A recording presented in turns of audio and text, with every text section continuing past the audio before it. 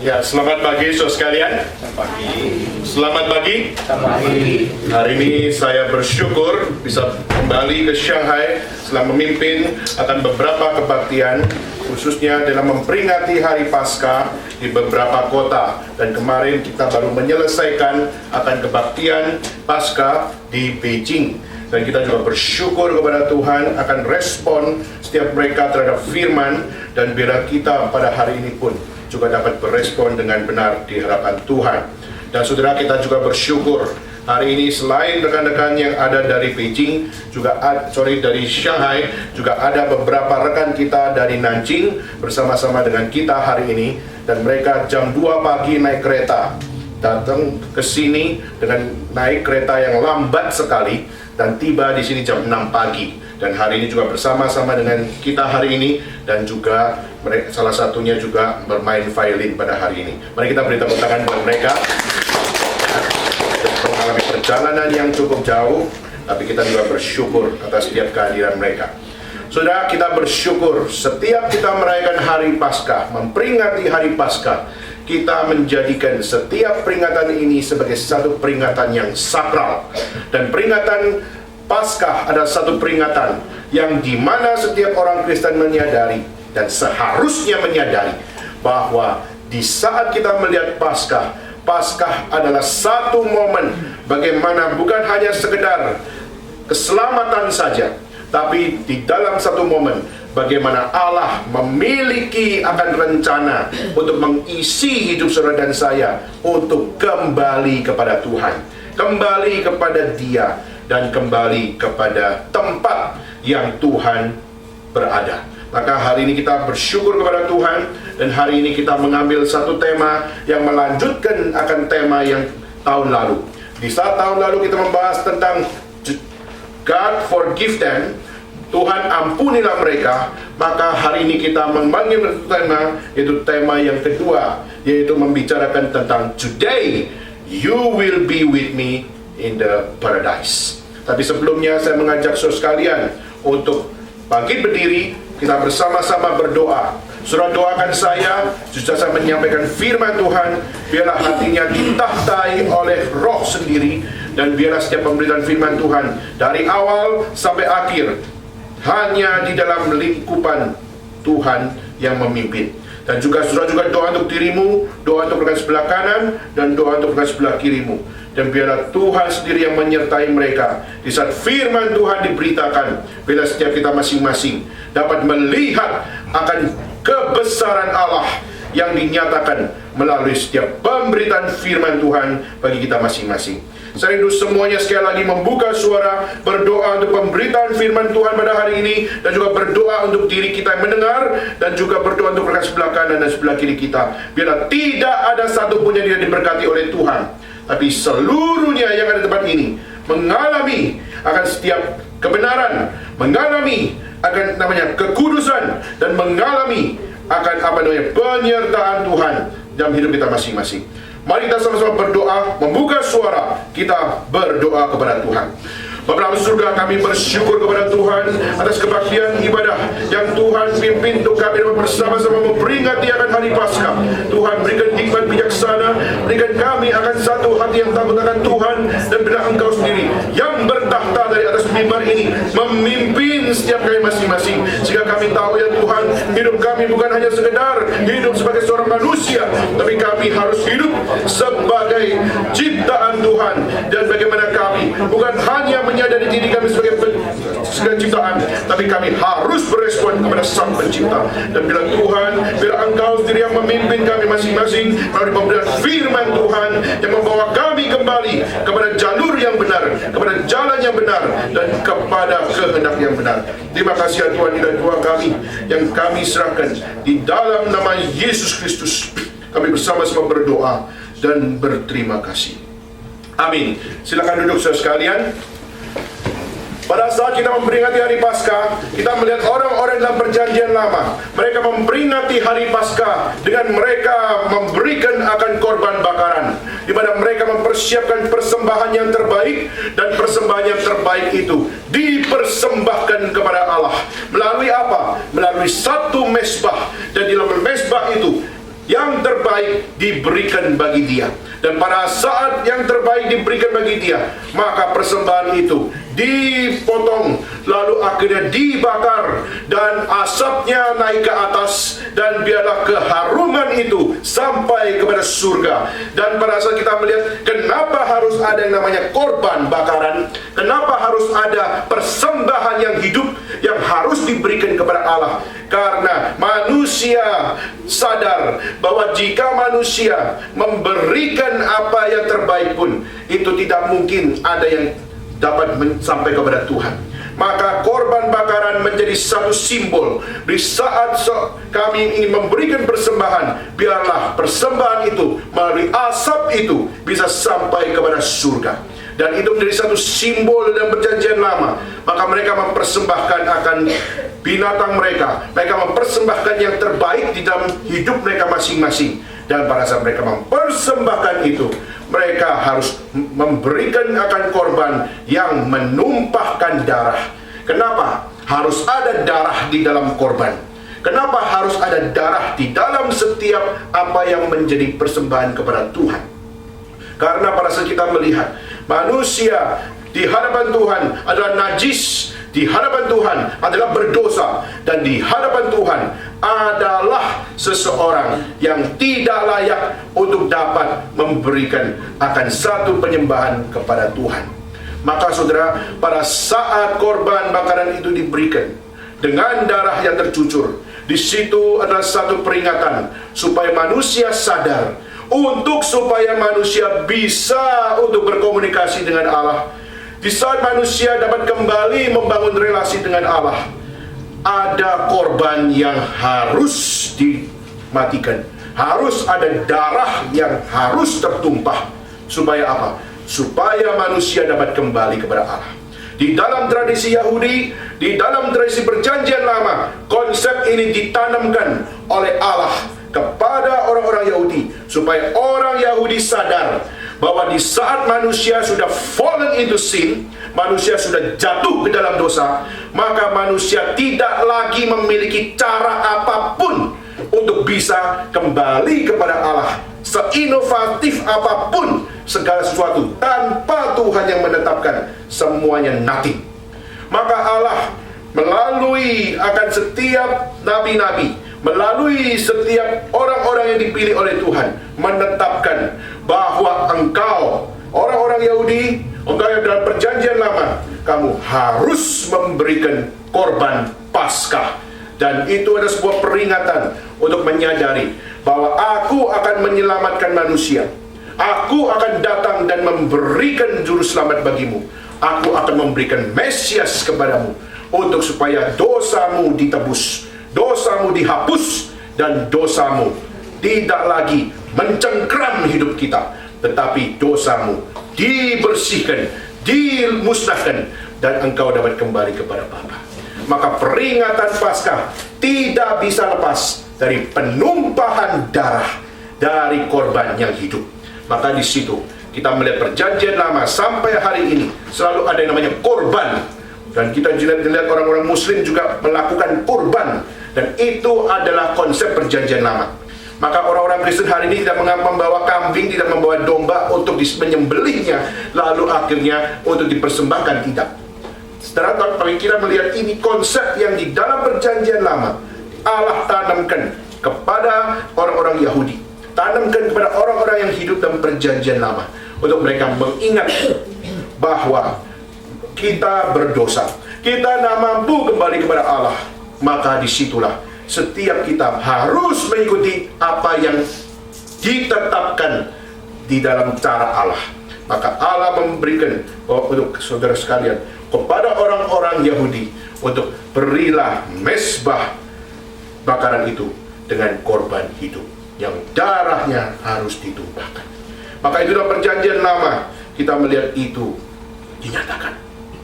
Dan di dalam perjanjian baru kita melihat para rasul, kita melihat para setiap pengikut Kristus, dan Yesus Kristus mengajarkan bahwa sudah tidak perlu lagi korban bakaran, sudah tidak perlu lagi korban hidup yang harus darah ditumpahkan, karena yang akan menyelamatkan engkau sudah ada di sini.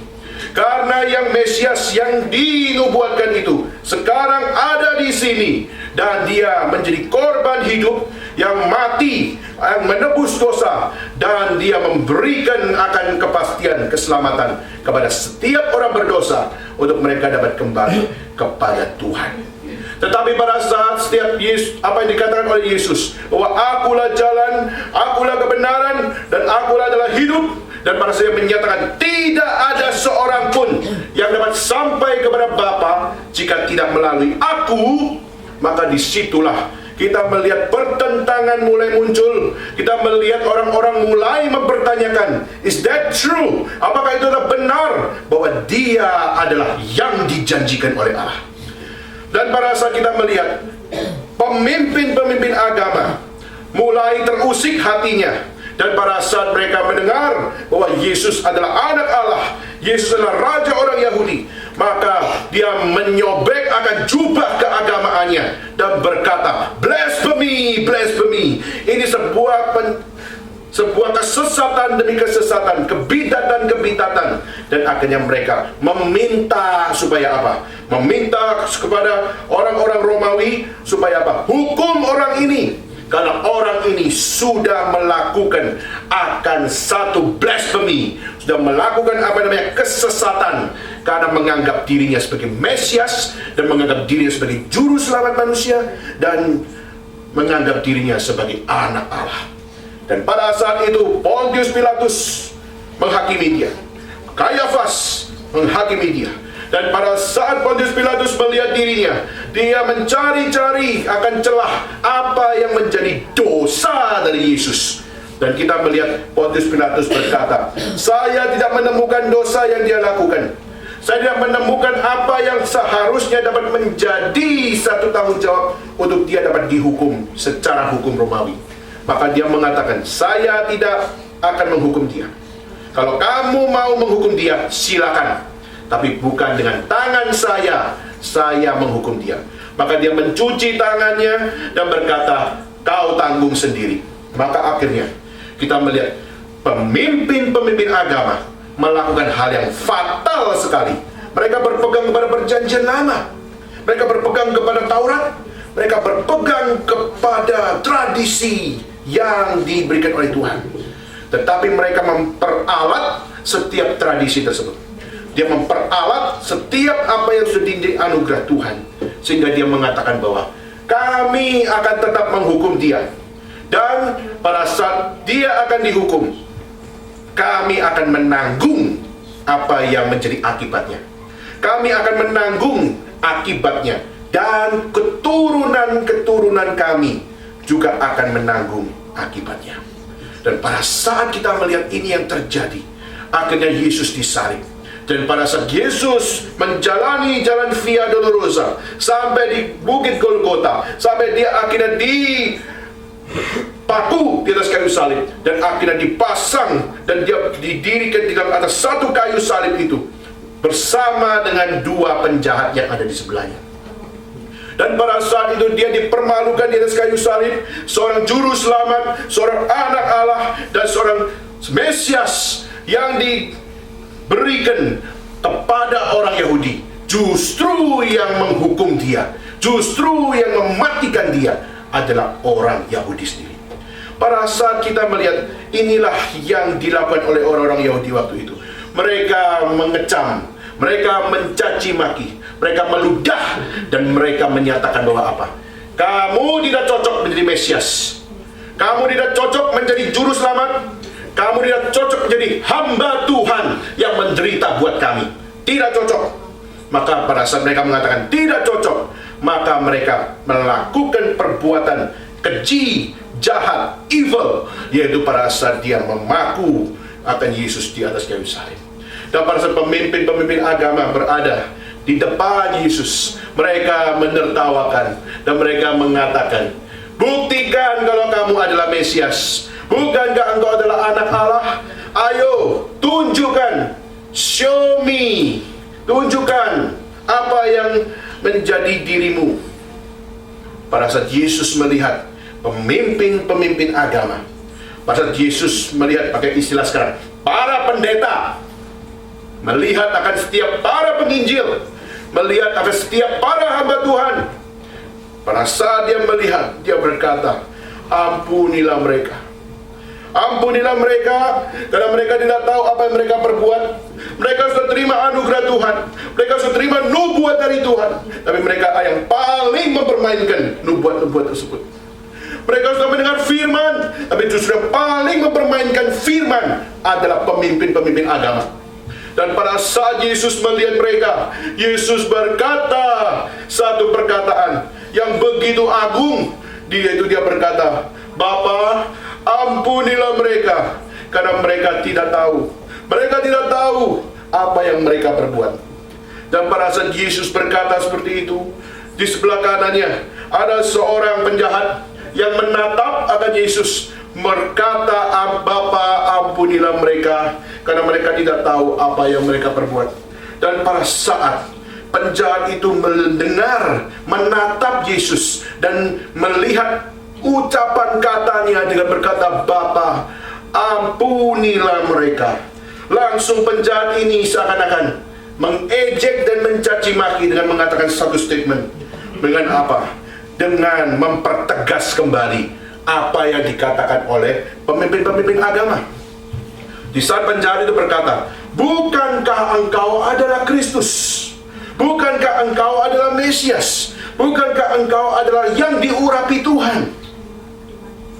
Kalau kau memang adalah yang diurapi Tuhan, selamatkan dirimu, selamatkan kami. Sudah, seorang penjahat yang berkata, kalau kau adalah Kristus, prove yourself, tunjukkanlah siapa dirimu. Dan kalau kamu memang adalah juru selamat, kamu harus menyelamatkan dirimu, baru membuktikan kamu adalah juru selamat. Tapi hal yang kedua, penjahat ini mengambil keuntungan, yaitu apa? Yaitu berkata, kalau kamu juga bisa menyelamatkan kami yang ada di atas kayu salib ini, kamu juga adalah juru selamat. Maka kalaupun Yesus menyelamatkan dirinya, dia tetap mengatakan, kamu tetap bukan juru selamat. Kenapa? Karena kau tidak menyelamatkan kami juga. Saudara, inilah sesuatu hal pada saat penjahat itu menyatakan, bukankah kamu adalah Kristus? Prove yourself.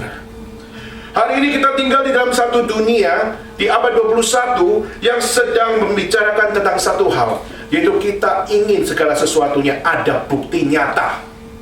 Kita menginginkan ada satu bukti nyata. Begitu banyak orang-orang yang mengatakan, secara kuantitas orang Kristen di dunia ini semakin lama semakin banyak. Semakin lama semakin booming, semakin lama semakin memiliki akan satu masa yang begitu besar di seluruh dunia. Apalagi sejak ISIS melakukan kejahatan-kejahatan yang lebih binal, yang lebih jahat, kita melihat jumlah orang Kristen semakin lama semakin banyak. Saudara, secara kuantitas banyak orang membanggakan bahwa kekristenan adalah satu masa yang begitu semakin lama semakin banyak secara kuantitas. Tapi tahukah saudara bahwa di dalam jumlah kuasa yang begitu banyak dari orang-orang Kristen tersebut adalah orang-orang Kristen yang sedang take it for granted. Banyak dari mereka bersama meneriakan I am Christian karena mereka ingin melihat apa yang bisa dibuktikan oleh Tuhan di dalam hidup mereka. Saudara, banyak dari orang-orang Kristen justru mereka menjadi Kristen karena kalau Tuhan memberikan blessing, Tuhan memberikan akan apa yang namanya berkat, maka disitulah mereka mau ikut Tuhan. Tapi pada saat ada suffering muncul, justru akhirnya mereka mempertanyakan Tuhan. Saudara, jangan lupa, memang orang Kristen jumlahnya semakin lama semakin banyak. Tapi saya akan memberitahu kepada saudara, jumlah orang yang meninggalkan iman Kristen juga tidak sedikit. Banyak orang yang meninggalkan iman Kristen.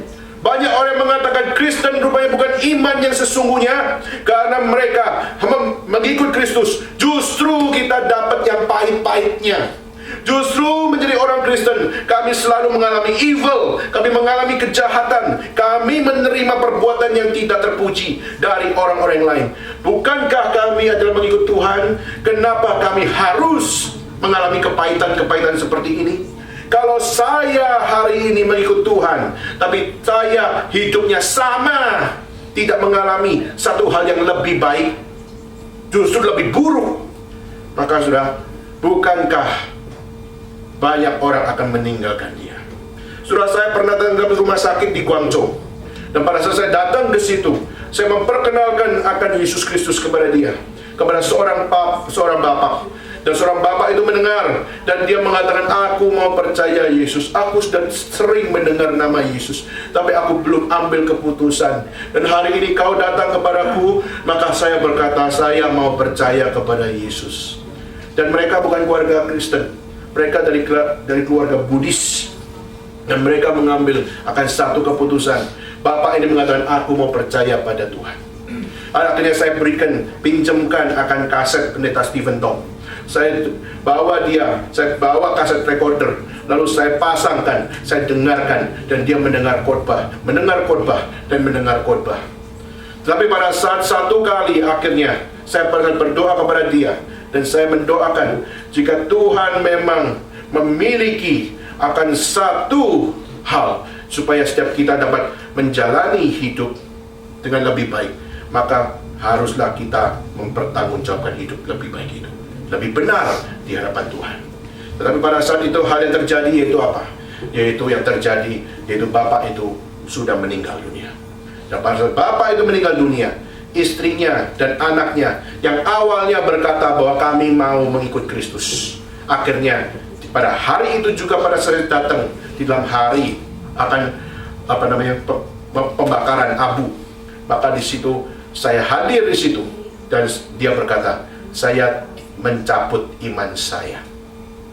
Saya tanya, kenapa ibu mencabut iman ibu?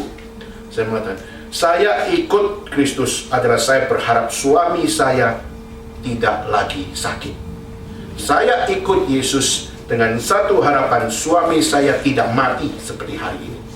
Dan saya mengikut Yesus dengan satu harapan, bahwa suami saya dapat sembuh dan tidak ada yang namanya kesakitan lagi. Tetapi di sini membuktikan, bukankah Yesus tidak berkuasa untuk menyembuhkan suami saya? Maka dia berkata, detik ini juga saya akan berkata, saya mencabut iman saya meninggalkan Tuhan. Lalu dia kembalikan khotbah-khotbah pendeta Stephen Tong kepada saya. Dan pada saat semua itu dikembalikan kepada saya hanya berdoa kepada Tuhan. Dan saya berkata, kami tetap mendoakan ibu, saya tetap mendoakan akan anak ibu. Dan akhirnya dia pulang ke Jakarta. Saudara, ini sebenarnya sebuah picture, ini sebuah gambaran bahwa banyak orang-orang Kristen yang hanya secara statistik mereka menyatakan I am Christian, tapi mereka secara temporal saja. Mereka bukan eternal menjadi orang Kristen. Mereka bukan eternal menjadi pengikut Kristus dan menjadi follower of Christ. Tapi mereka, banyak dari secara kuantitas itu, mereka adalah kuantitas orang-orang yang cuma secara temporal mengikut Tuhan dan situasional mengikut Tuhan. Dan pada saat dia melihat, inilah yang terjadi. Saudara, Yesus pada saat dia di atas kayu salib, dia juga melihat pemimpin-pemimpin agama yang sudah tidak lagi setia kepada firman Tuhan. Mereka mungkin memiliki satu jabatan, mereka memiliki akan satu tanggung jawab di bait Allah, tapi mereka justru adalah pelaku-pelaku kejahatan di dalam gereja, pelaku-pelaku kejahatan di dalam bait suci. Dan pada saat itu Yesus melihat mereka, Itian tepus yang tidak cocok sekali pada saat mata Tuhan melihat hidup mereka. Tetapi herannya adalah, kenapa Yesus berkata, ampunilah mereka. Orang yang sangat tidak cocok ini, yang sangat tidak memiliki akan satu hal, akan satu ability yang murni, suci, kudus di hadapan Tuhan. Tapi Tuhan berkata, ampunilah mereka. Dan pada saat penjahat itu melihat, apa yang kau katakan pengampunan, itu tidak cukup. Kalau hanya mulut saja berkata pengampunan, itu tidak cukup. Tunjukkanlah dirimu. Prove yourself as the Savior of the world. Tunjukkanlah dirimu sebagai juru selamat. Selamatkan kami orang berdosa ini. Sudah, Yesus tidak melakukan defense. Yesus pada saat berkata ampunilah mereka karena mereka tidak tahu apa yang mereka perbuat. Penjahat itu mengklaim, mengatakan bahwa tunjukkanlah dirimu, prove yourself. Tapi Tuhan tidak melakukan defense. Apalagi murid-muridnya, tidak ada yang memprotes persecution yang terjadi di saat Yesus harus di kayu salib. Dan sudah tahu tidak, di dalam kondisi yang seperti ini, begitu hening, Yesus tidak menjawab apa yang dikecam oleh pemimpin-pemimpin agama yang tidak tahu diri. Yesus begitu silent, dia tidak melakukan defense di saat penjahat di sebelahnya mengklaim bahwa apakah kamu adalah juru selamat, bukankah kamu adalah Kristus, prove yourself. Tapi dia tetap silence, tidak ada sebuah defense mechanism, tidak ada yang memprotes, semuanya silence. Sudah bayangkan di dalam keheningan, seakan-akan tidak ada kebenaran yang dibela, seakan-akan evil begitu menang. Bukankah ini masa yang sangat menyakitkan hati? Masa vakum kebenaran, masa vakum di dalam kita melihat apa yang seharusnya kita imani. Itu seharusnya bisa dihargai orang. Di saat orang tidak menghargai, orang justru mencaci maki, orang justru melakukan perbuatan-perbuatan yang mengecilkan hati. Di atas kayu salib, silence, hening sekali. Kalau lagu Silent Night dinyanyikan karena Yesus datang, mungkin ada lagu Silent Night yang perlu dikubah untuk menggambarkan kesengsaraan Kristus. Silent day, silent moments, di saat Yesus menerima caci maki, menerima akan satu kecaman, dan dia hanya berkata forgive them. What a silent moments.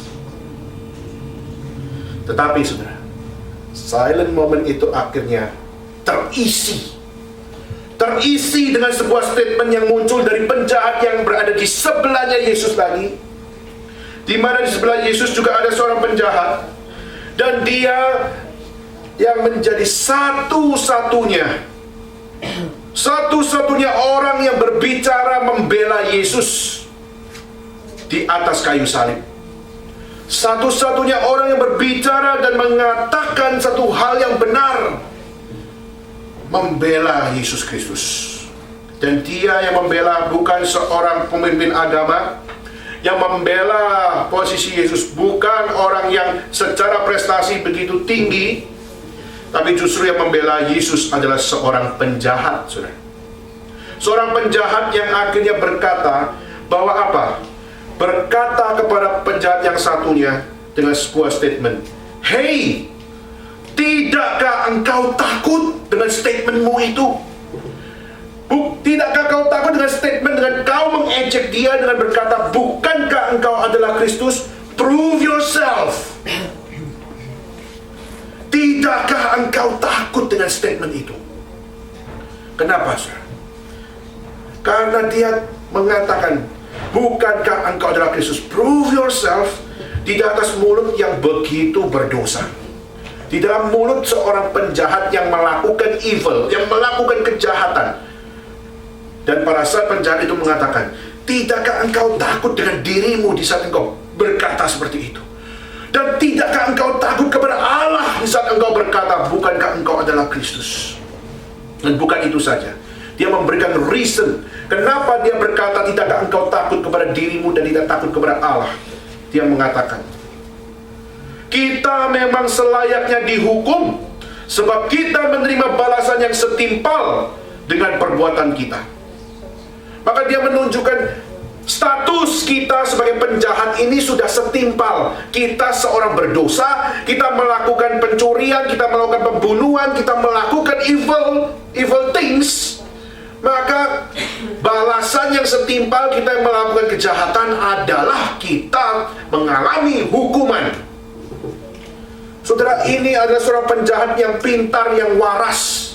Dengan dia melakukan kejahatan, dia tahu tempatnya di saat dia melakukan kejahatan, yaitu dihukum, dan dihukum di atas kayu salib. Dia sadar menerima balasan yang setimpal dengan perbuatan dia. Dan dia pun sadar, orang ini yang namanya Yesus ini, orang ini tidak berbuat sesuatu yang salah, tetapi diperlakukan sama seperti kita yang melakukan salah. Tidakkah engkau takut, hei penjahat? Tidakkah engkau takut kepada Allah? Saudara, pada saat penjahat ini berkata akan hal itu, hari ini kita akan belajar 3 hal. Kita akan belajar 3 hal antara statement dari penjahat yang sadar ini dengan apa yang akan dikatakan oleh Yesus kepada dia. Hal yang pertama yang kita bisa pelajari, saudara, hal yang pertama, melalui ucapan dari penjahat ini, pasal berkata, tidakkah engkau takut kepada dirimu? Tidakkah engkau takut kepada Allah?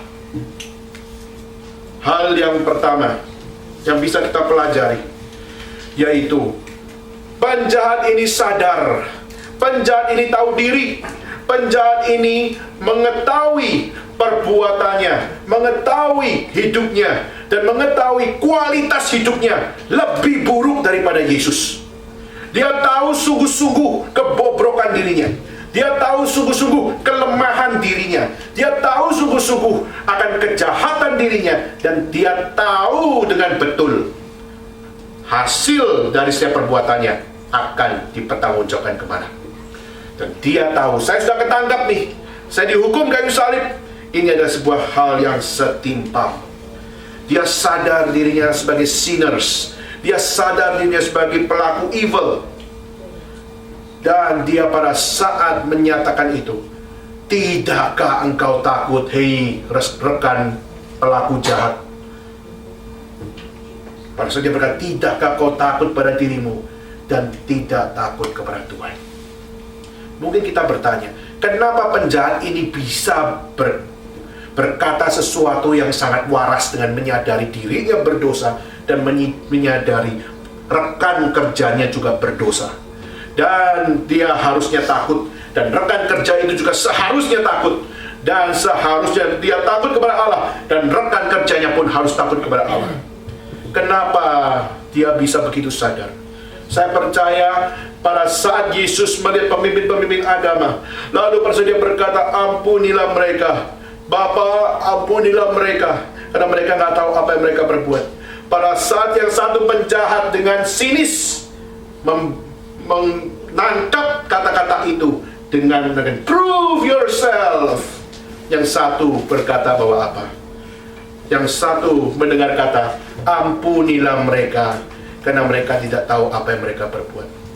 Penjahat yang sebelahnya itu melihat, dia berkata pengampunan kepada siapa? Dia berkata pengampunan kepada pemimpin-pemimpin agama yang melayani di bait suci. Dan pada saat dia melihat, aku seorang pelaku kejahatan, saya seorang yang merampok, memerkosa, atau saya mungkin melakukan satu kejahatan yang fatal sekali.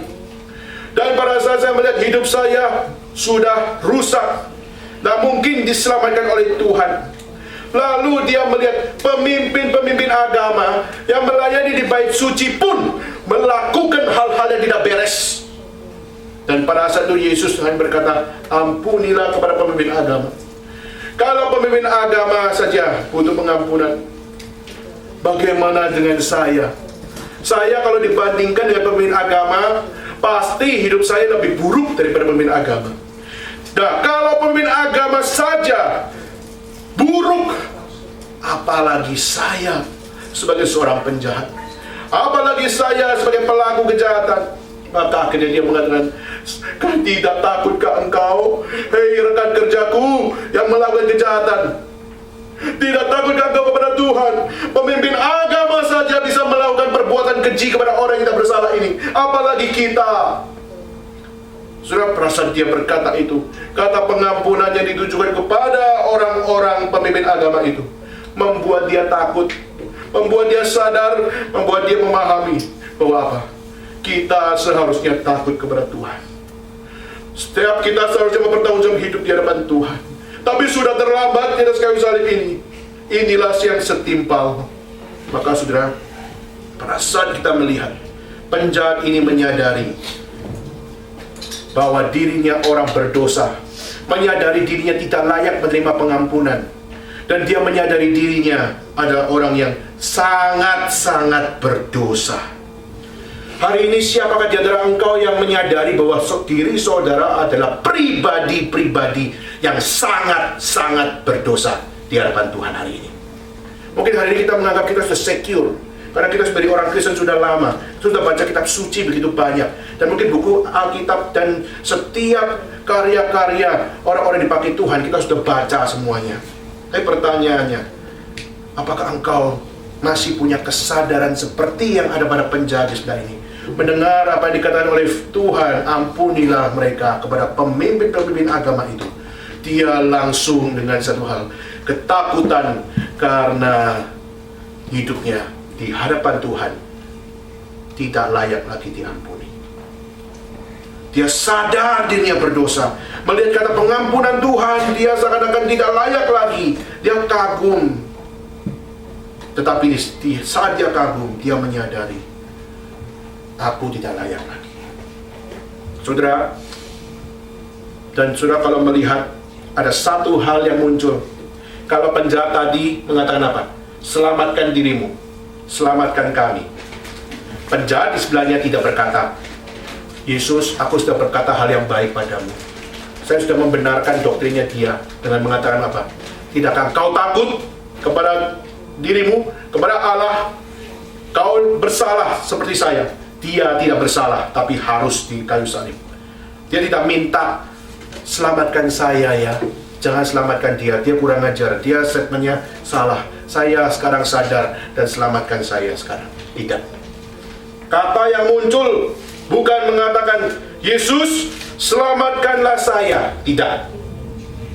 Justru kalau sudah membaca, yang muncul yaitu Yesus, apa di situ? Ingatlah akan namaku. Just remember my name. Saya nggak minta yang muluk-muluk. Saya nggak minta surga, karena saya tahu saya tidak layak masuk surga. Karena dosa saya, evil things yang saya kerjakan, saya tidak layak masuk surga. Kalau pemimpin agama saja bersalah, apalagi saya sebagai seorang berdosa yang melakukan kejahatan. Dia begitu sadar, saudara. Maka di perkataan dia membuat saya merasa bahwa seringkali kita minta, selamatkan saya Tuhan, selamatkan saya Tuhan. Justru kita orang-orang yang seringkali lupa bahwa apa? Sebenarnya kita tidak layak untuk berkata, selamatkan saya Tuhan. Orang yang paling gentle di dalam kitab suci menyatakan, yang sadar diri orang-orang berdosa, dia nggak tahu apa yang lebih cocok lagi. Pingin diselamatkan, pingin, tapi melihat diri nggak cocok, dan akhirnya dia sadar bahwa apa? Saya nggak mungkin masuk surga. Maka dia hanya minta sama Yesus, Yesus, just do one thing for me, please. Just remember my name. Hanya ingatlah namaku saja, itu cukup bagiku. Kau jadi raja, just remember my name. Meskipun saya tidak ada di sana, ingatlah akan namaku. Saya membayangkan akan apa yang dikatakan oleh penjahat ini. Saya menyadari kita sering terlalu take it for granted. Kenapa, saudara?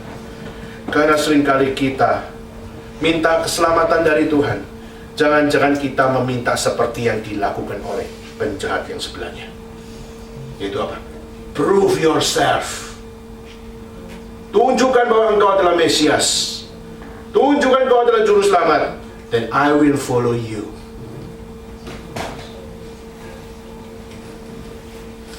Saudara, kita barusan melihat hari ini, siapakah di antara kita hari ini yang berkata seperti penjahat ini, yang menyadari bahwa secara apa yang kita hidupi, tidak ada yang cocok untuk kita bisa berkata, Tuhan, saya selamatkan saya dan saya bisa masuk dalam surga.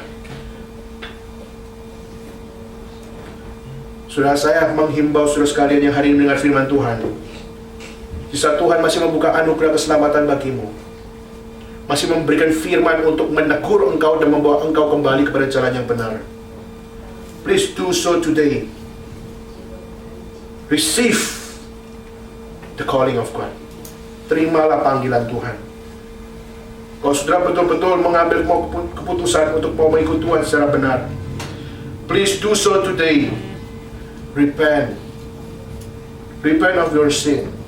Bertobatlah dari dosa-dosamu. Meskipun kau orang yang lemah, banyak kelemahan. Just do one thing. Repent of your sin. Dan bukan hanya itu. Bukan hanya menyadari dosa. Bukan hanya minta Tuhan anugerah. Tapi confess your sin. Confess your faith.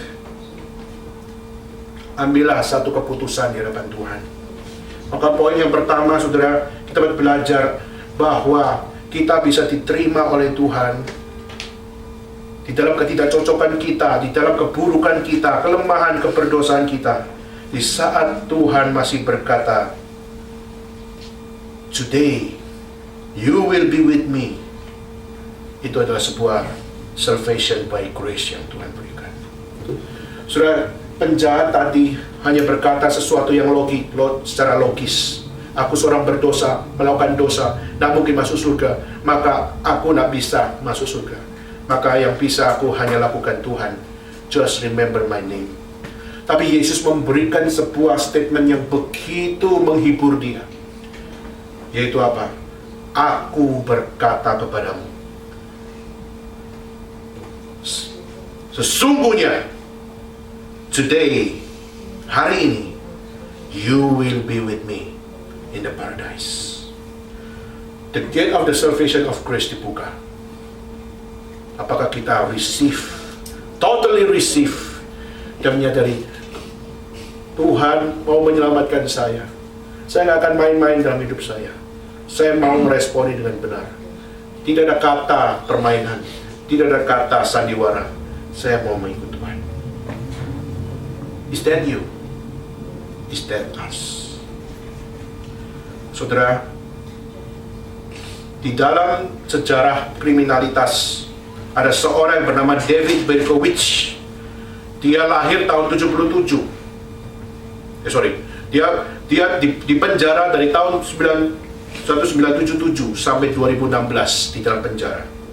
Dan dia seorang pembunuh, dan dia membunuh 6 pria. Dia membunuh 6 anak-anak muda. Dan pada saat itu dia membunuh dengan bangganya. Dia membunuh orang dengan begitu bangga. Dia menembak kepala demi kepala dengan begitu bangga. Yang bernama David Berkowitz akhirnya terkenal dengan nama The Son of the Sand Killer.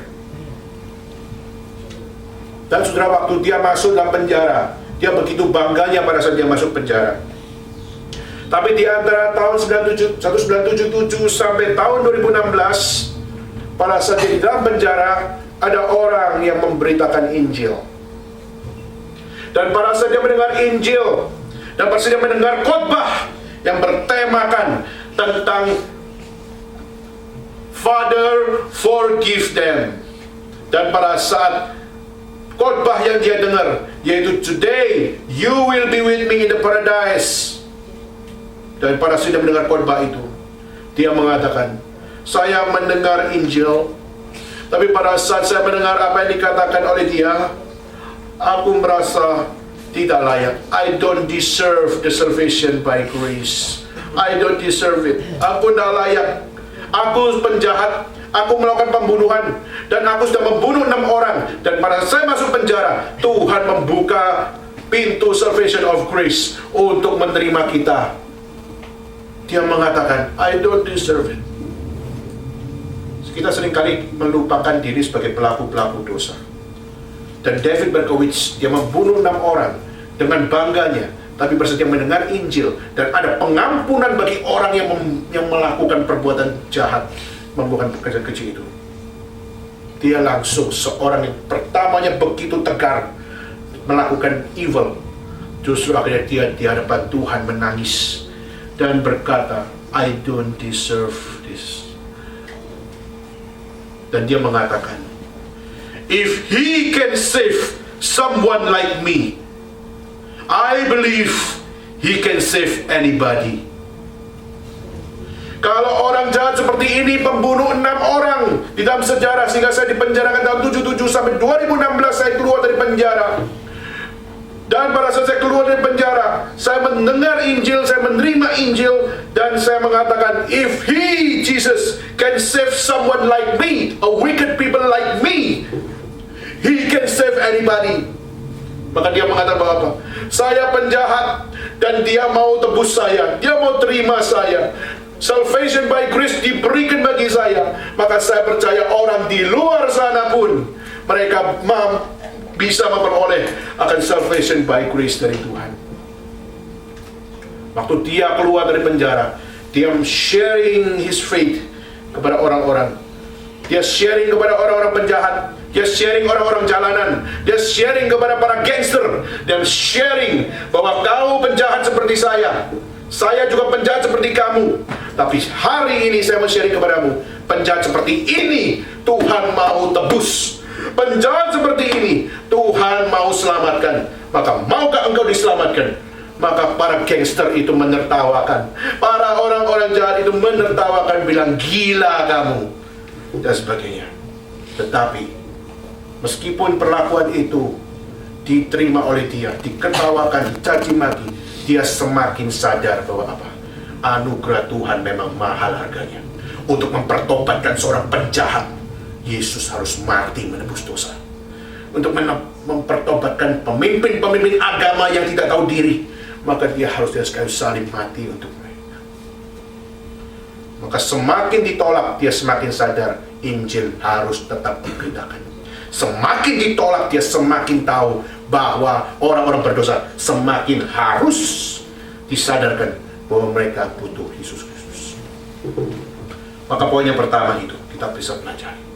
Salvation by grace dibukakan untuk supaya kita yang tidak layak ini dapat mengambil respon itu. Di dalam kematahuan Tuhan, Tuhan tahu siapa yang akan merespon dan tidak merespon.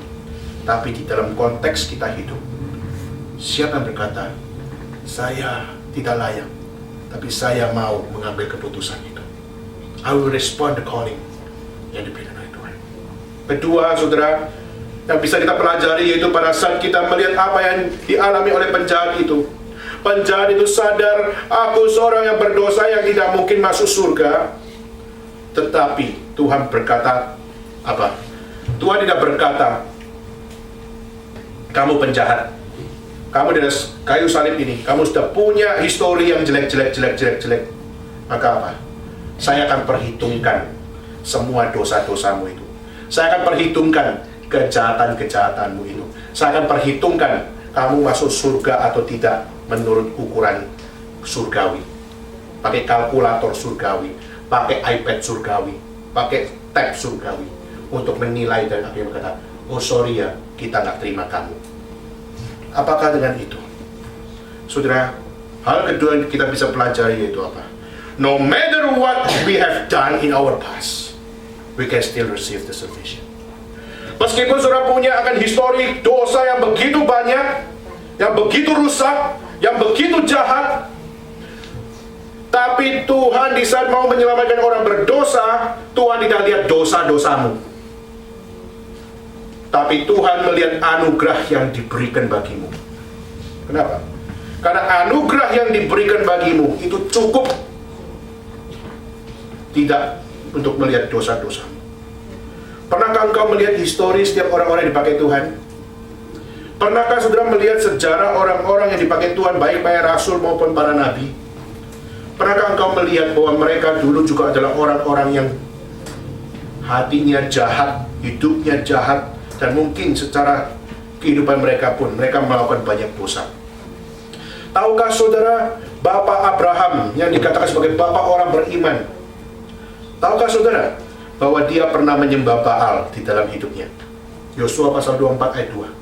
Yang pernah jatuh di dalam penyembahan berhala, dan Tuhan marah kepada dia. Dan kita melihat, apakah berarti seorang nabi pasti memiliki histori hidup yang begitu beres? Kita melihat Daud yang dikatakan orang yang sangat dekat dengan Tuhan melalui para mazmur yang ditulis. Tapi tahukah saudara bahwa Daud juga pernah melakukan pembunuhan terhadap satu jenderal hanya untuk memperoleh istri yang cantik itu, yaitu Bathsheba. Histori yang begitu kelam sekali. Akhirnya Tuhan hukum dengan apa? Keturunanmu tidak akan ada yang beres. Tahukah saudara Rasul Paulus yang dikenal sebagai seorang rasul yang dipakai Tuhan di luar Yahudi, tetapi justru dia menjadi, kita melihat sejarah hidupnya, dia adalah teroris, saudara. Teroris Yahudi yang mengejar orang Kristen dimanapun orang Kristen lari. Dan bukan yang sekedar dikejar saja, tapi mereka disiksa, mereka dibunuh, dan banyak dari mereka, pria, wanita, anak-anak, semua ditangkap. Dan sudah tahukah saudara, inilah sebuah hal realita yang terjadi. Yunus, dia seorang nabi, tapi nabi yang gak niat khotbah. Seorang nabi, Tuhan bilang pergilah ke Niniwe, lalu dia gak mau pergi ke Niniwe, dia pergi ke Tarsis, melarikan diri ke Tarsis. Dan pada saat dia akhirnya masuk ke perut ikan, dan akhirnya dikeluarkan dari perut ikan, dan akhirnya Tuhan berkata, go to Niniwe. Dan pada saat dia pergi ke Niniwe dengan satu hati yang apa? Yang setengah hati, tidak full hearted untuk berkhotbah. Saudara, bagaimana saudara menginginkan mendengar firman? Mendengar firman dari seorang hamba Tuhan yang hatinya full hearted, atau mau mendengar firman dari orang yang setengah hati berkhotbah? Saya jujur berkata, saya pernah berkhotbah tapi dengan hati yang setengah hati. Saya pernah berkhotbah tapi dengan satu hati yang sangat-sangat tidak serius. Dan pada saat melakukan semuanya itu, sebuah tekanan untuk berkhotbah itu, sebuah tekanan untuk menyampaikan firman itu, sebuah tekanan di saat kita tidak mood untuk berkhotbah. Dan itu yang dilakukan oleh Yunus. Maka Yunus menjadi sebuah picture salah satunya bagaimana seorang hamba Tuhan lemah di dalam hal ini, lemah di dalam meresponi panggilan Tuhan. Dan pada saat Yunus dia pergi ke Niniwe, dia tidak berkhotbah panjang. Hari saya mungkin khotbah bisa 1 jam, dia berkhotbah hanya 5 menit. Bertobatlah engkau hai orang Niniwe. Statementnya selesai. Hanya menyerang dengan berkata bertobatlah engkau. Hanya 1 kalimat, tidak sampai 5 menit. Tetapi pada saat dia berkhotbah hanya dengan 1 kalimat saja, Tuhan memakai 1 kalimat itu dan mempertobatkan satu bangsa yang namanya Niniwe, dan mempertobatkan akan satu raja yang saat itu tinggal. Dan akhirnya 1 generasi itu bertobat.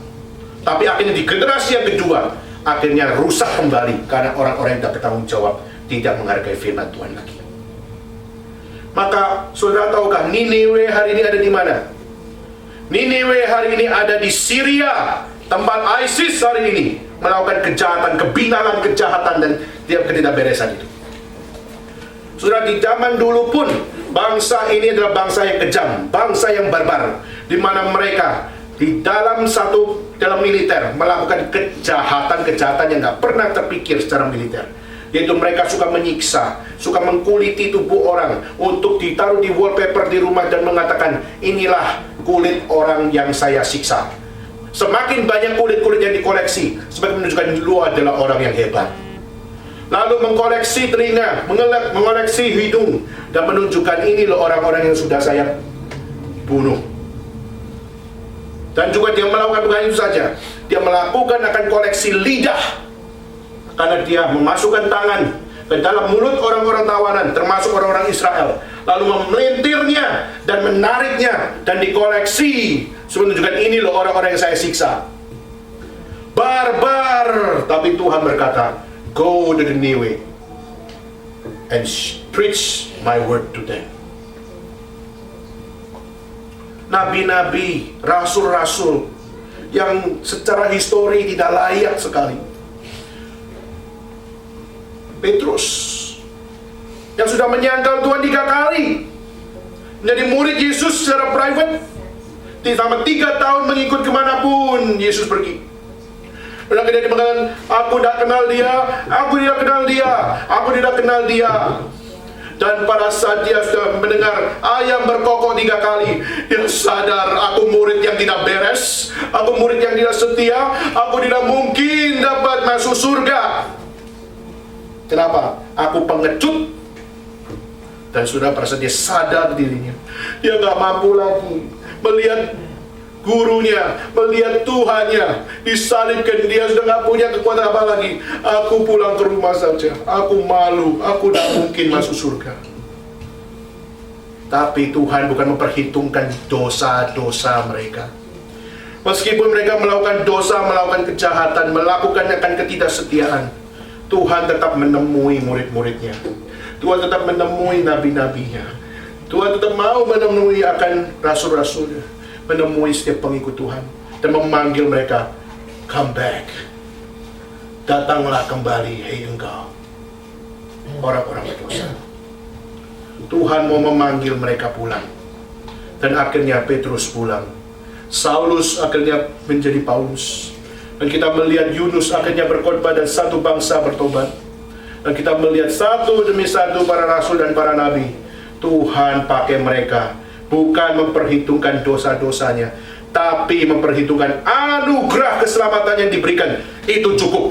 Maka kenapa dalam Matius dicatat, iman sekecil biji sesawi pun mampu menggoncangkan gunung. Itu adalah bukan karena dilihat dari apa yang menjadi kebesaran manusia, tapi karena kecil anugerah Tuhan mampu menggoncangkan apapun yang terbesar di dalam dunia ini. Maka sekecil pun pekerjaan Tuhan, anugerah Tuhan diberikan kepada kita dan kita imani itu mampu menggoncangkan yang paling besar. Forget our past failure. Fokus kepada anugerah Tuhan. Maka disitulah kita akan tahu bahwa hidup bukan urusan kita lagi, karena urusan kita sudah dibereskan oleh Tuhan. Di saat dia di atas kayu salib berkata, today you will be with me in the paradise. Perkataan itu secara di dalam konteks itu kepada orang penjahat itu, dan itu juga menjadi satu picture buat kita semuanya. Saudara, bagaimana dengan histori hidup saudara? Apa yang pernah saudara lakukan di dalam hidup saudara secara past tense? Dan bagaimana saudara membayangkan jika Tuhan tidak menebus dosamu, apakah engkau bisa membanggakan hidupmu dan memperoleh surga dengan kekuatanmu sendiri? Seorang bernama David Wood, dia adalah seorang apologet Kristen yang hari ini lagi booming. Dia mempertahankan iman kekristenan di hadapan para ateis, mempertahankan iman kekristenan di hadapan orang-orang agama lain, para filsuf-filsuf. Dia berani menantang setiap pembela-pembela iman dan kepercayaan dengan mereka membandingkan dengan apa yang tertulis. David Wood, saya sangat bangga melihat orang ini, karena orang ini pada saat menjelaskan iman kekristenan dengan logika-logika yang begitu luar biasa, yang hampir tidak terpikir oleh orang. Tapi saya kaget sekali di saat saya melihat apa yang menjadi background dia, yang menjadi history behind his life. Tahu apa yang dia lakukan, saudara? Siapakah seorang apologet yang bernama David Wood ini? Dia adalah seorang pembunuh.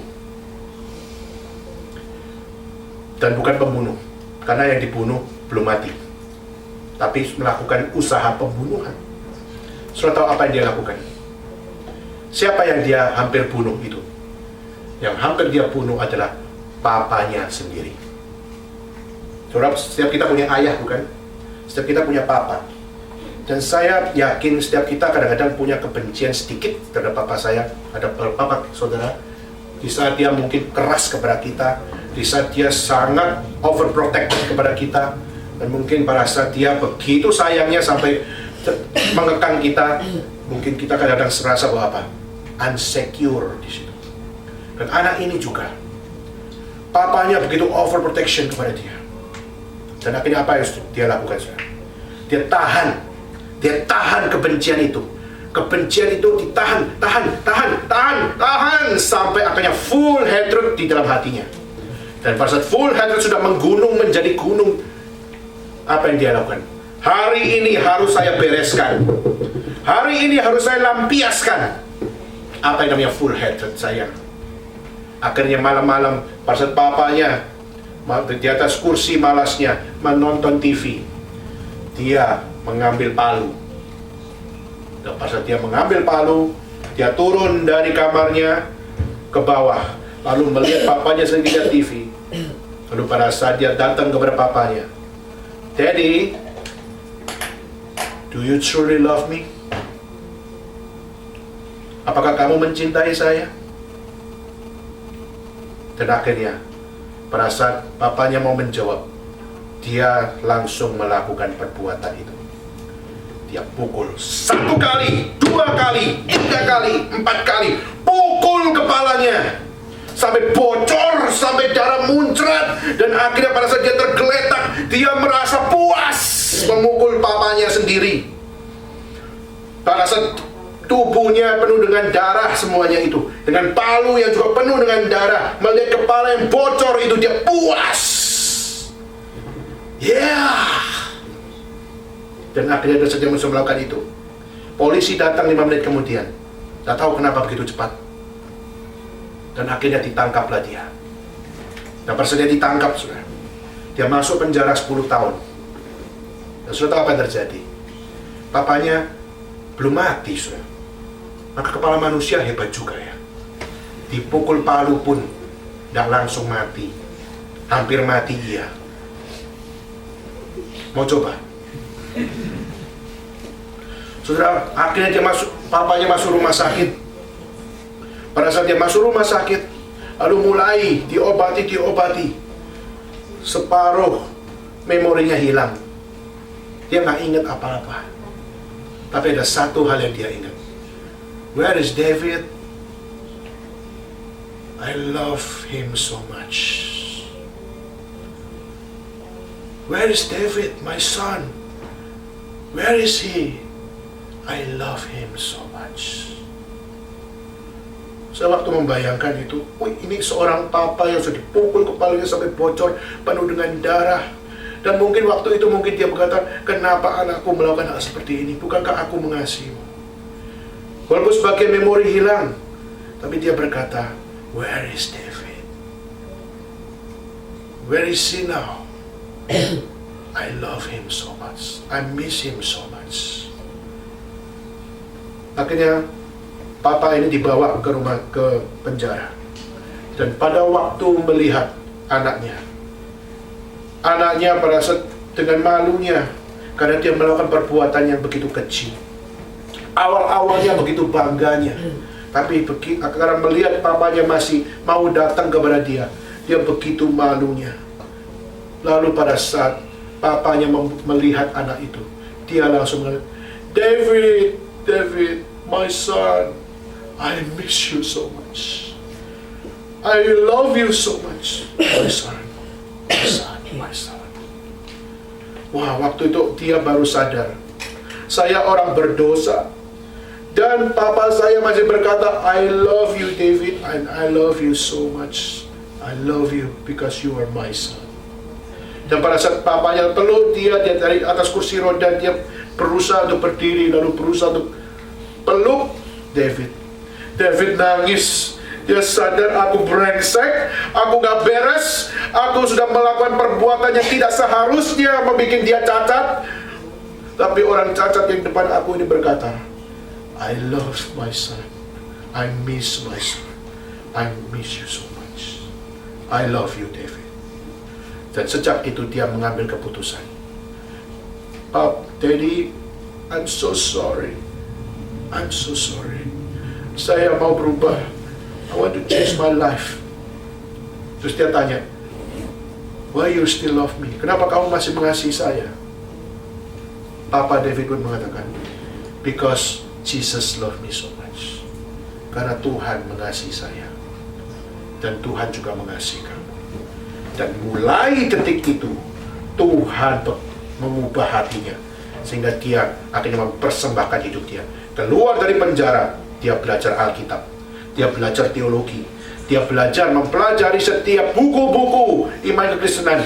Dan dia memperbandingkan dengan iman-iman yang lain. Kepercayaan yang lain. Filsafat-filsafat yang lain. Dan dia mengatakan, I will prove the world that the Bible can tell the truth to all thinkers. Kepada setiap pemikiran-pemikir itu, bahwa Alkitab mampu memberikan jawaban kepada semua itu. Dan akhirnya dia dipakai Tuhan begitu luar biasa. Saudara, waktu saya melihat seorang David Wood ini, akhirnya saya menyadari, saudara, Tuhan memakai orang-orang yang berdosa, tapi Tuhan tidak melihat dosa-dosanya. Tapi Tuhan memberikan anugerah untuk menutupi semuanya itu, membereskan dosa-dosanya, dan mengubahnya menjadi new creation in Him, untuk dipakai Tuhan to share His word. Itu hal yang kedua kita bisa pelajari. Maka hari ini, siapakah saudara? Mantan apa saudara? Bertobatlah dan terimalah keselamatan itu. Ketiga, yang terakhir, di saat penjahat itu berkata, Yesus, ingatlah akan aku apabila engkau datang sebagai raja. Yesus berkata, aku berkata kepadamu, sesungguhnya hari ini juga engkau akan bersama-sama dengan aku. Saudara, pada saat kita melihat, seringkali kita membaca kata salvation. Kata salvation seringkali kita baca di dalam future tense. Nanti baru saya baru akan diselamatkan sama Tuhan. Ya, seringkali kita menganggap nanti waktu saya mau mati, disitulah saya akan menerima Tuhan, menerima keselamatan. Dan memang kalau kita baca, mungkin penjahat itu juga merasa bahwa apa? Bahwa aku juga sudah mau mati, tapi aku nggak minta keselamatan. Aku cuma minta kamu remember my name. Tapi Tuhan justru mengatakan apa? Today, hari ini juga, you will be with me. You will be with me in the paradise. Pertanyaannya, apa itu kata paradise? Apa itu kata surga? Apa yang namanya kata Firdaus? Apa bedanya Firdaus dengan heaven? Surga dengan Firdaus, apa bedanya? Saudara, banyak orang mengatakan bahwa Firdaus itu adalah taman di mana awal pertama kali Tuhan menciptakan Taman Eden. Banyak orang juga membaca bahwa apa?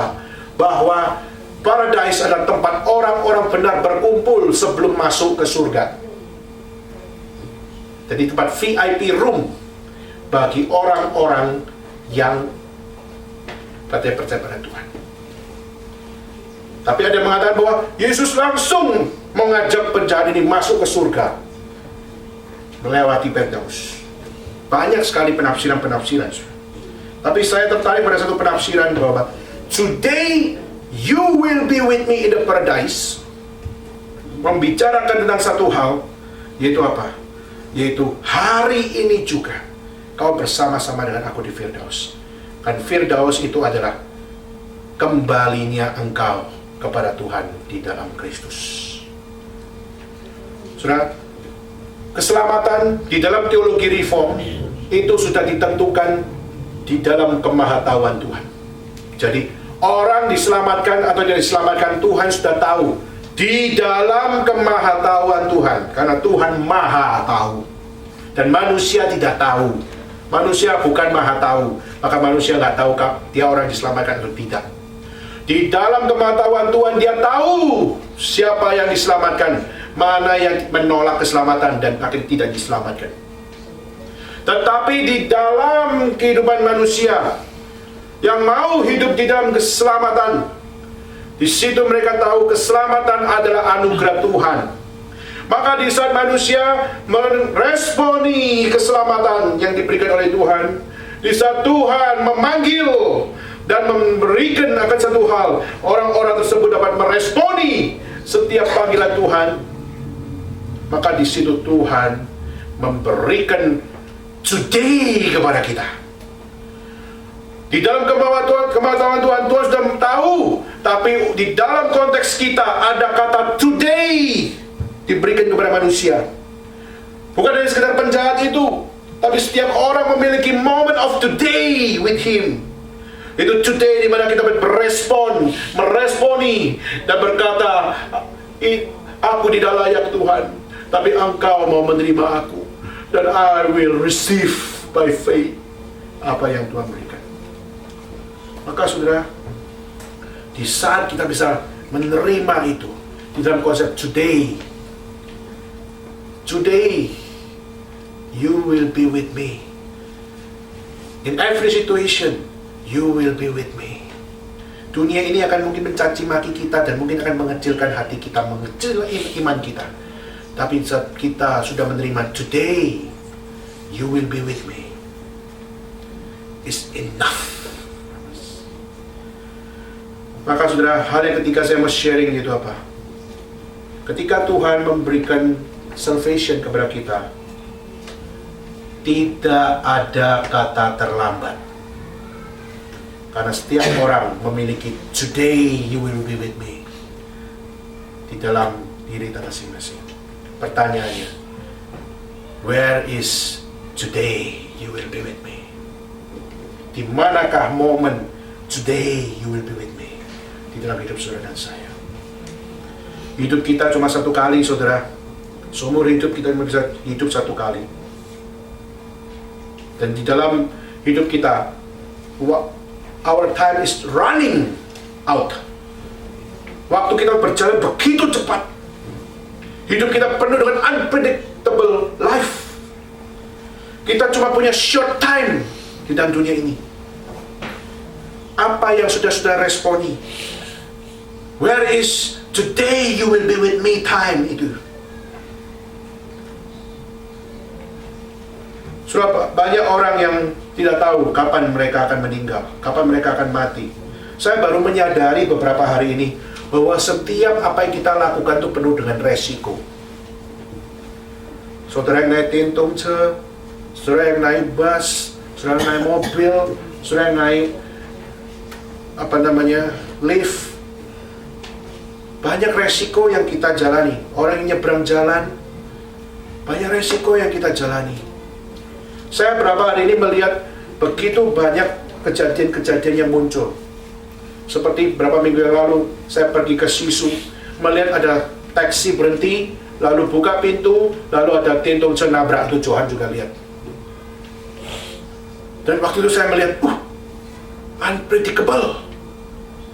Saya teringat di Yogo ada orang taksi berhenti, buka pintu, tintung nabrak akan pintu itu, dan perempuan yang naik tintung itu terpental ke kiri dan merasa jatuh ke kiri, bis lewat dan menggilas kepalanya. Wanita itu pernah nggak pikir bahwa dia akan mati konyol seperti itu? Saya yakin dan percaya dia pasti berharap mati tenang, tapi dia akhirnya harus mati tergilas. Resiko sekali. Ada orang di Beijing yang nyebrang jalan, dan pada saat dia menyeberang jalan sudah hijau jalan, tapi ada satu mobil yang ngerem, dan pada saat ngerem itu tabrak dia, mati di jalan. Itu saya lihat dengan mata sendiri beberapa hari yang lalu. Resiko bukan? Siapa tahu sudah di depan Lipo sini ada satu zebra cross, terjadi sesuatu yang seperti itu. Mungkin kita berharap, jangan saya, dia saja. Saudara, tidak ada yang tahu. Our life is unpredictable. Kita tidak tahu. Kita cuma punya short time. Pertanyaannya, apa yang sudah kau responi di dalam short time hidup saudara dan saya? Tuhan berkata, today you will be with me in the paradise. Maka sekonyol apapun kau mati sekali, you will be with me in the paradise. Maka apa? Tidak ada kata terlambat untuk menerima keselamatan. Dan hari ini akan ada satu tantangan bagi saudara. Tidak ada kata terlambat untuk saudara memberanikan diri berkata, ini saya. Saya paling takut altar call menjadi sebuah hal rutinitas. Tapi saya percaya momen itu bila menjadi satu momen saudara serius meresponi, today you will be with me di hadapan Tuhan. Maka hari ini, siapa yang berkata, Tuhan, ingatlah akan namaku, dan saat Tuhan masih membuka pintu untuk saya dapat diselamatkan, Tuhan, bolehkah aku merespon. Saudara bukan menjawab saya, jawablah Tuhan yang membuka anugerah ini. Amin. Mari kita pakai berdiri. Kita bersama-sama mengambil waktu sejenak. Saya minta satu lagu dinyanyikan. Kita menaikkan lagu Kisah Salib Tuhan Yesus.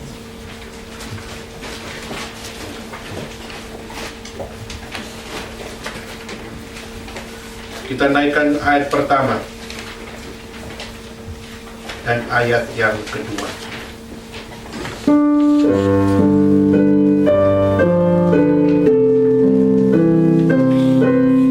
Lebih pelan.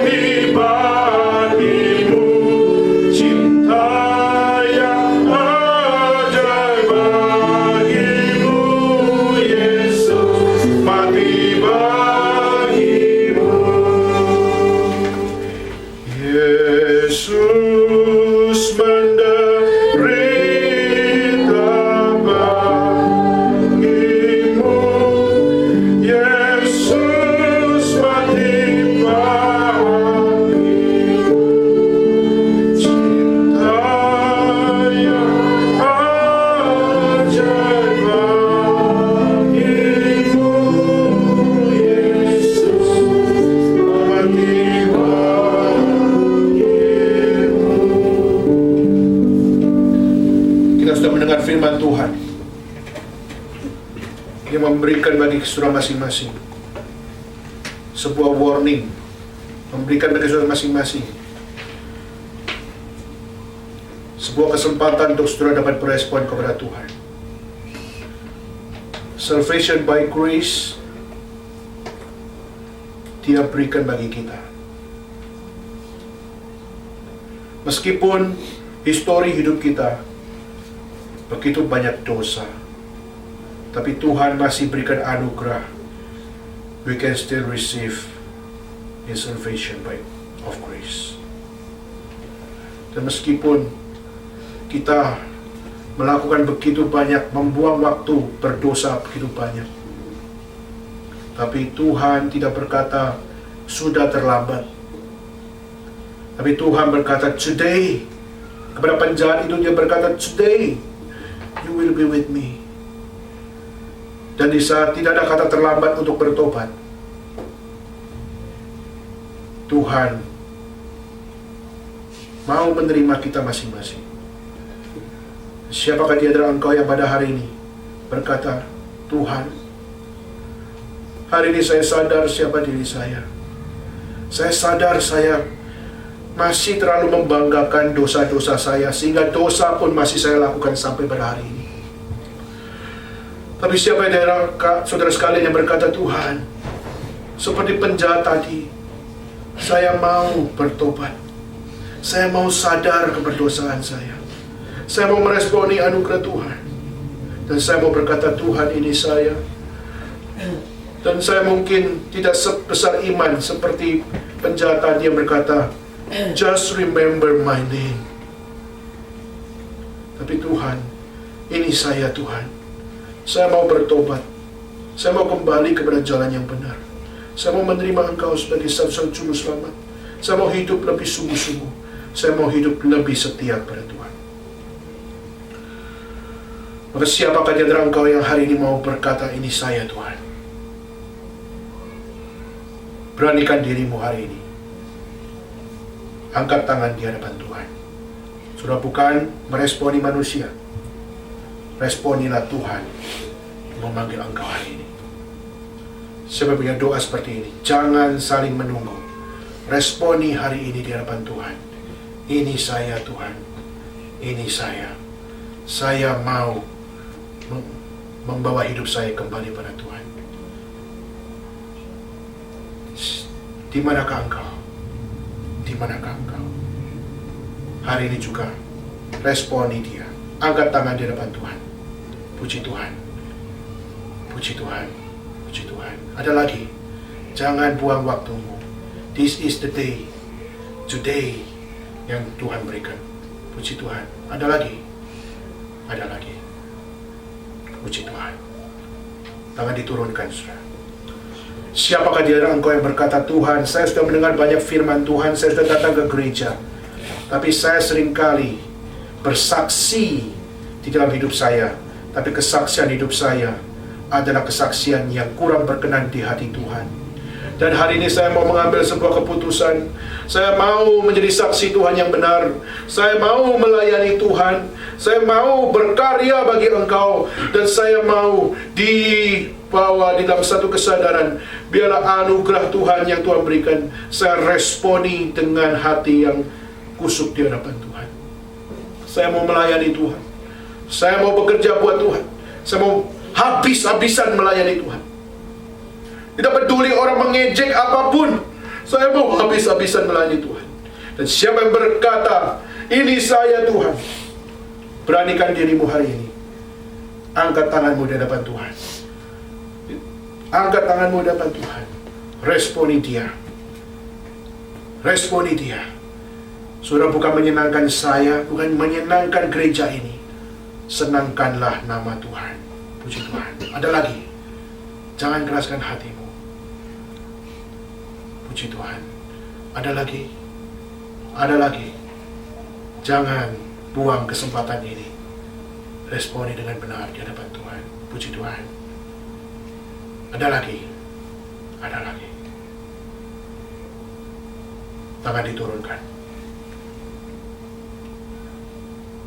Dan terakhir, siapa yang berkata, Tuhan, saya tidak layak, saya tidak beres, tapi Tuhan, kalau Tuhan mau panggil saya menjadi hamba Tuhan, melayani secara full time, memberitakan Injil di saat Tuhan tempatkan saya di kota besar maupun di kota kecil, pedalaman maupun di kota yang paling metropolitan sekalipun, Tuhan, ini saya rela, saya mau. Tuhan, kirim saya di dalam penyertaan-Mu. Sampai punya doa seperti ini. Jangan keraskan hatimu. Angkat tanganmu di hadapan Tuhan. Adakah engkau di sini? Responi di hadapan Tuhan. Adakah engkau di sini? Angkat tanganmu di hadapan Tuhan. Engkau bukan sekali lagi menyenangkan manusia. Tuhan memanggil engkau hari ini. Tuhan memanggil engkau hari ini. Adakah engkau di sini? Adakah engkau di sini? Puji Tuhan. Adakah lagi? Adakah lagi? Tangan diturunkan. Saya mohon Ibu Mini berdoa untuk kita masing-masing. Bapa di dalam surga, sesuai dengan firman Engkau ya Tuhan, upah dosa adalah maut. Kami manusia yang penuh dengan segala keberdosaan kami ya Tuhan, kenajisan hidup kami ya Tuhan. Kami dibelenggu oleh dosa. Kami tidak dapat Tuhan keluar dari upah maut ya Tuhan. Tetapi kami mengucap syukur Tuhan, karena kasih Engkau yang begitu besar ya Tuhan. Engkau mati di kayu salib untuk menebus dosa-dosa kami. Kami mengucap syukur karena Engkau adalah Allah yang menciptakan kami. Engkau adalah Allah yang Maha Kuasa. Engkau telah bangkit dari kuasa maut. Kami mengucap syukur Tuhan karena Allah yang kami percaya adalah Allah yang bangkit dari maut. Tuhan, kiranya hari ini Tuhan, kuasa kebangkitan Engkau Tuhan, Engkau juga nyatakan kepada setiap kami, setiap anak-anak Engkau yang hari ini, yang saat ini menerima Engkau sebagai satu-satunya juru selamat. Biarlah kami juga diberi kuasa Tuhan untuk bisa kami lepas dari segala belenggu dosa dan kami dapat hidup kudus, hidup memuliakan Engkau. Tuhan, biarlah kami tidak menyia-nyiakan segala kebaikan dan cinta kasih Engkau. Biarlah hari ini kami mengambil satu komitmen, kami mau hidup untuk Engkau dan hidup memuliakan Engkau. Terima kasih untuk firman Engkau. Terima kasih untuk hamba-Mu yang sudah setia melayani Engkau.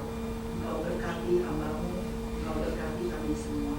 Dalam nama Tuhan Yesus kami telah mengucap syukur dan berdoa. Amin. Aku percaya kepada Allah, Bapa yang Maha Kuasa, Khalik langit dan bumi, dan kepada Yesus Kristus, Anak yang tunggal, Tuhan kita, yang dikandung daripada Roh Kudus, lahir dari anak darah Maria, yang menderita sengsara di bawah pemerintahan Pontius Pilatus, disalibkan, mati, dan dikuburkan, turun ke dalam kerajaan maut.